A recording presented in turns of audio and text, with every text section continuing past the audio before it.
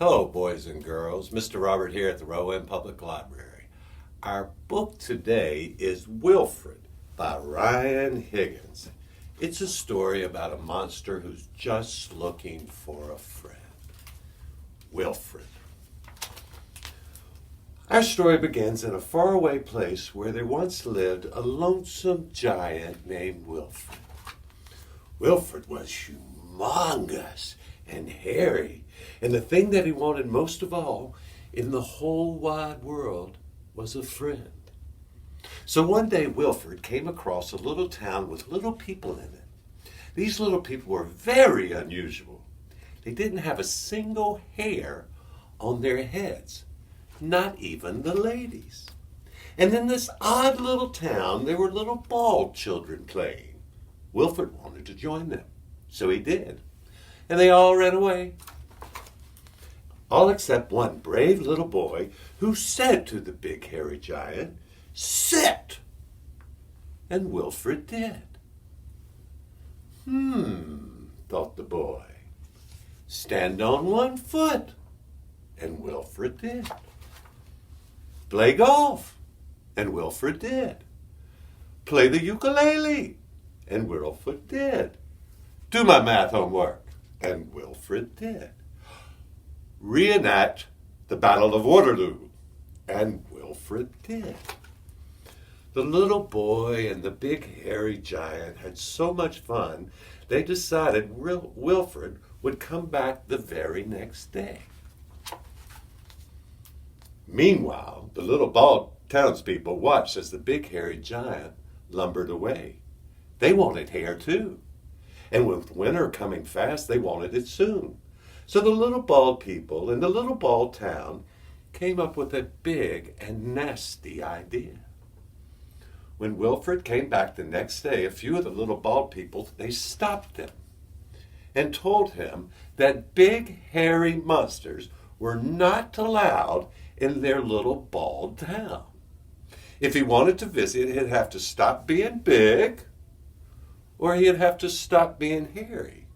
And since Wilfred couldn't stop being big, the only thing left for him to do was to stop being hairy. So the little bald people said he should let them cut off his hair. And Wilfred did. And without his hair, poor Wilfred was too cold to play with the little boy. Instead, the big hairless giant went back to his cave.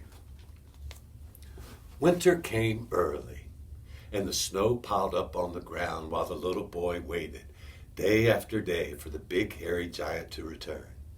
When Wilfred did not come back, the little boy couldn't understand why. Until one afternoon, as he was trudging back into town, he was met with big, hairy surprises. Some of the little bald people of the little bald town were not bald anymore. They had wigs. When the boy asked where they had gotten all their hair, they said, "Just from some big old hairy monster." Oh no! Without his hair, the giant would freeze. The little boy had to help him, so he ran back home where he made giant mittens out of his blankets. Then the boy went out to find Wilfred. That night, a blizzard rolled in with great blustery gusts and tossed the boy about like a little bald snowflake and carried away his giant mittens. In the face of disaster and the danger of frostbite, the boy tried to stay calm. But the snow fell and the winds blew through the night, and the next morning the town awoke minus one tiny member. The boy was missing. The town sent out a search committee. They looked and they looked and they looked for the lost little boy until at last they found him.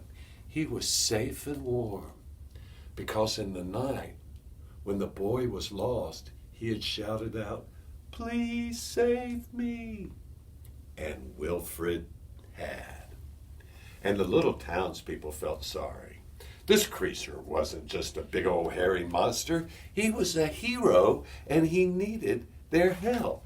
So they covered Wilfred in blankets, and they made a big fire to help him get warm. Then they all took all their wigs and they sewed them back together into a great big hairy suit for Wilfred to wear. And that's how Wilfred came to have a zipper, a smile, and a very best friend. The end. Bye-bye.